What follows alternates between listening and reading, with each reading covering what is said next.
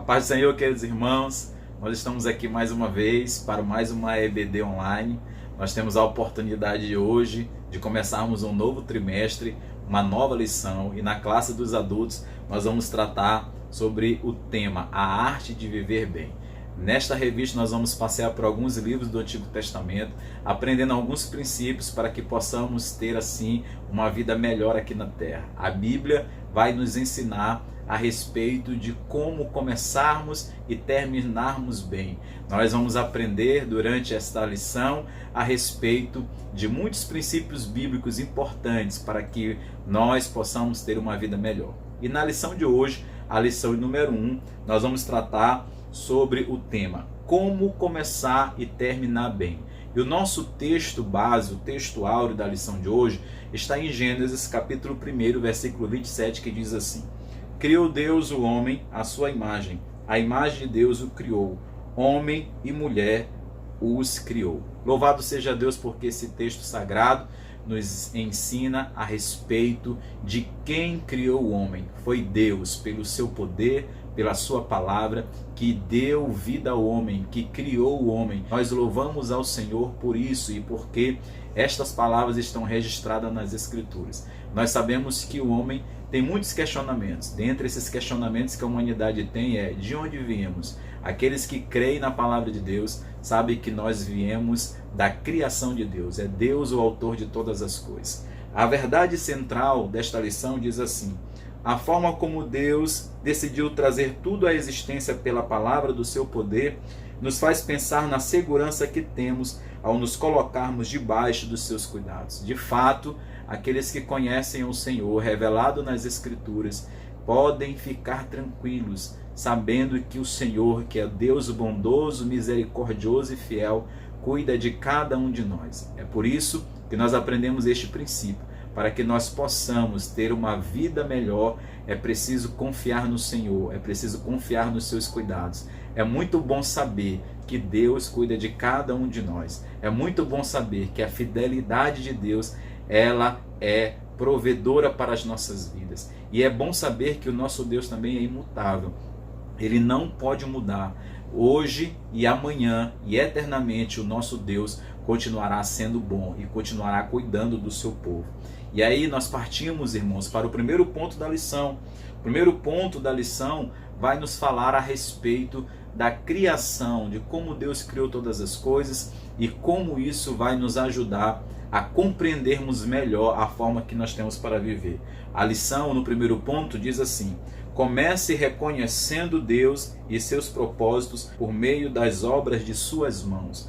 Nós, para que tenhamos uma boa vida, a gente precisa compreender de onde nós viemos. E a palavra de Deus, ela vai nos orientar de que viemos da parte de Deus. No princípio, Deus criou. Esta é a fala inicial do livro da Bíblia. Deus, portanto, é o fundamento para a vida. Deus, portanto, é aquele que nos cria e também é aquele que nos sustenta. O Senhor não é um Deus para fins de semana apenas. O Senhor, na verdade, é o centro das nossas vidas. O Senhor deve ser o centro de tudo na vida do ser humano. Para que você tenha uma boa vida, você precisa compreender, querido irmão, de que Deus é o centro da sua vida. Nós viemos dele e vivemos para a sua glória. Fomos criados para glorificar o nome do Senhor. A gente vai ver também, queridos, que essa segunda parte deste primeiro ponto, o autor, o comentarista da lição, ele cita Gênesis capítulo 2, versículo 4.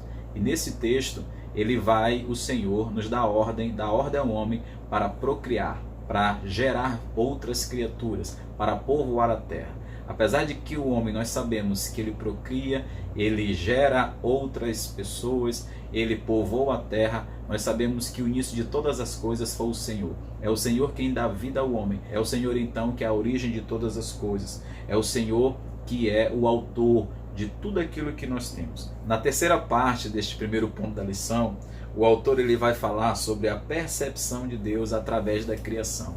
Nós sabemos, queridos, que quando nós olhamos a criação de Deus, nós temos uma percepção da sua grandeza, de quem Ele é e do que Ele é capaz de fazer.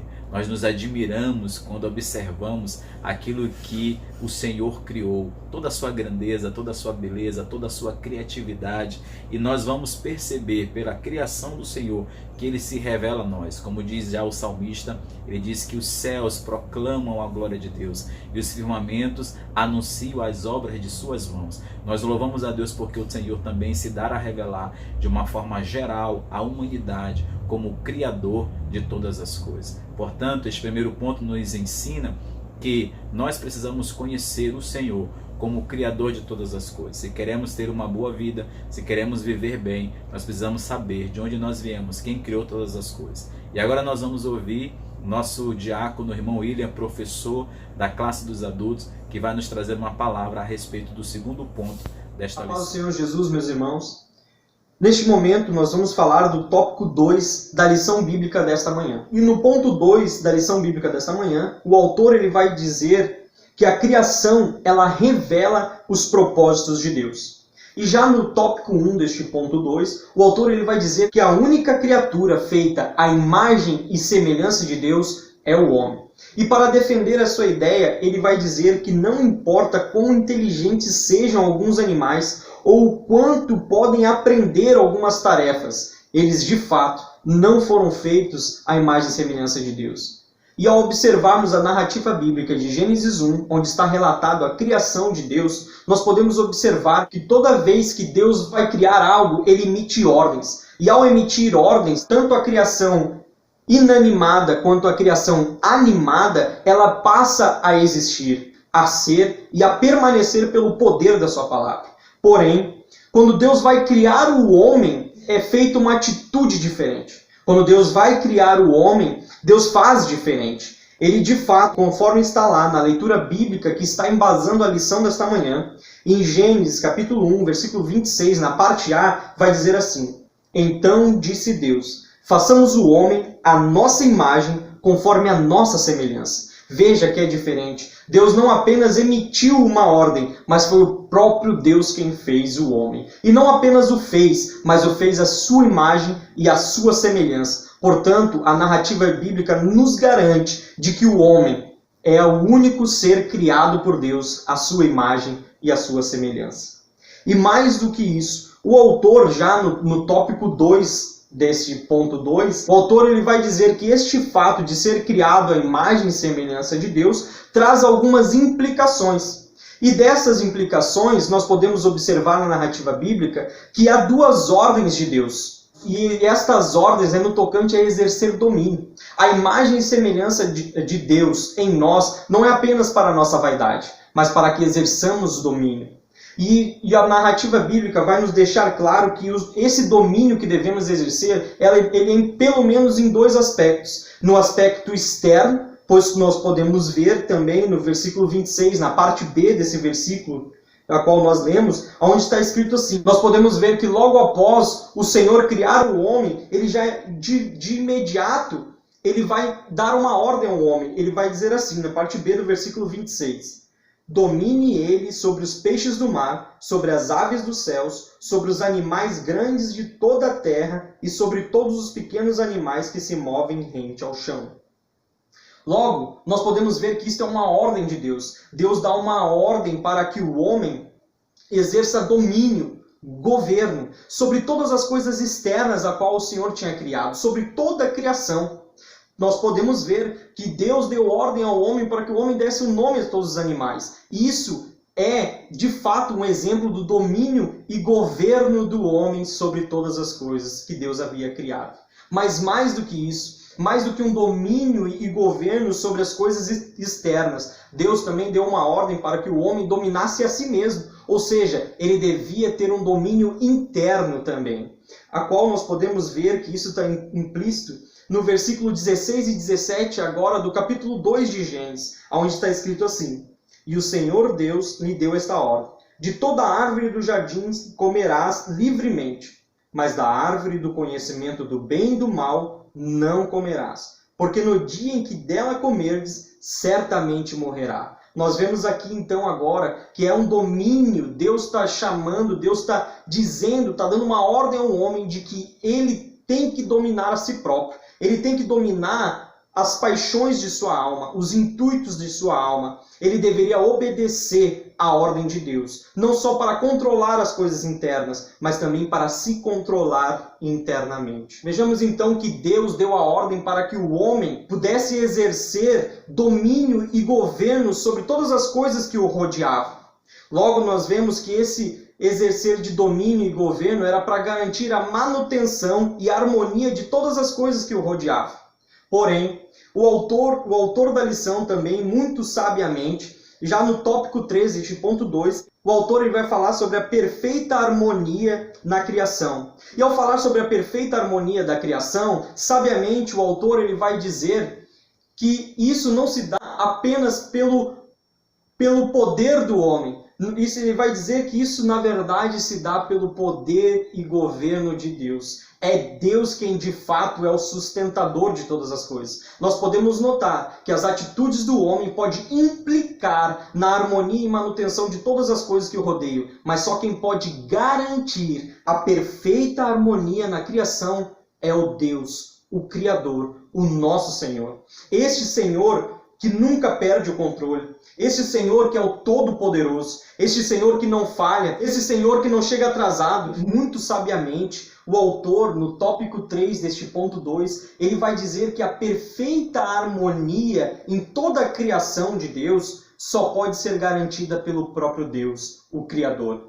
Mesmo o homem, por mais corretamente que ele possa tentar governar, é Deus, o único que pode garantir. O homem pode apenas implicar em uma boa harmonia em tudo que o rodeia, mas só quem de fato pode garantir é o nosso Deus, o Criador. Tanto é que Paulo, muito tempo depois, em Atos dos Apóstolos, capítulo 17, versículo 28, na parte A, ele vai dizer assim: porque nele vivemos e nos movemos e existimos. É no Senhor. É no Senhor que está a garantia da perfeição, da harmonia de todas as coisas em nossas vidas. É o Senhor quem garante o nosso viver. Por isso, podemos confiar sem reservas no nosso Senhor. Ele é bom e Ele é o nosso sustentador. E graças a Deus por isso, porque Ele, de fato, é bom.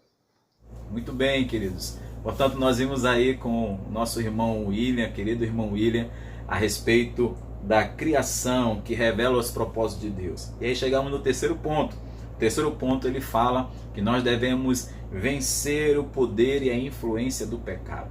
É claro, queridos irmãos, que só há uma maneira de nós vencermos o poder e a influência do pecado.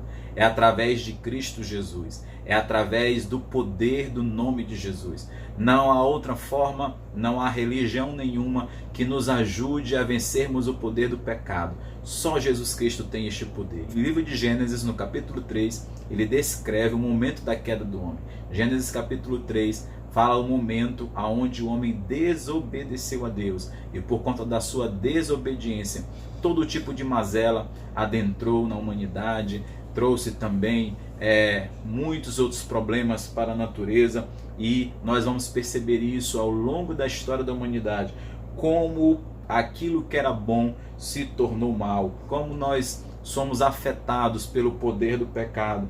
E aí a gente vai perceber, irmãos, que este poder do pecado, ele afeta não somente a vida do homem, mas afeta também a natureza. E ao percebermos isso, irmãos, a gente observa também, como diz o comentarista da lição, no ponto 2, de que esse poder do pecado, ele é tão grande na vida daquela primeira família, que a gente vai ver que o primeiro assassinato acontece dentro da primeira família, a família de Adão e Eva, quando um irmão mata o outro. O pecado ele é tão destruidor que mesmo dentro da família ele vai trazendo grandes consequências. Ao observarmos também essa questão da influência do pecado, a gente vai ver na sociedade, a sociedade que nós vivemos, ela é influenciada pelo pecado, o homem é influenciado pelo pecado, nos negócios, na vida diária. tudo é influenciado pelo pecado e nós precisamos nos libertarmos disso, desta influência. Devemos viver a partir daquilo que Cristo nos ensinou. A Bíblia diz que se pois o Filho vos libertar, verdadeiramente sereis livres. O Senhor Jesus nos convidou, aqueles que estão cansados, sobrecarregados, oprimidos, devem ir até Ele, porque só Ele tem o poder de libertar. Só há uma maneira do homem ser liberto do poder do pecado, é através do poder do sangue de Jesus, daquilo que Ele fez na cruz por nós. Portanto, meus irmãos, nós chegamos ao final desta primeira lição, entendendo de que o homem precisa conhecer de onde ele veio, de que Deus é o Criador de todas as coisas, que é a propósito de Deus na criação e de que precisamos vencer o pecado. São com estas lições, são com estes propósitos aprendidos nas Escrituras Sagradas que nós terminamos essa lição de hoje, entendendo de que para que nós tenhamos uma vida boa, precisamos compreender estes princípios. Então, nós finalizamos hoje esta aula, desejando que os irmãos possam crescer na graça e no conhecimento do Senhor Jesus e que em breve nós possamos estar juntos para aprendermos assim a palavra do Senhor. Que Deus os abençoe, um grande abraço, fique na paz do Senhor.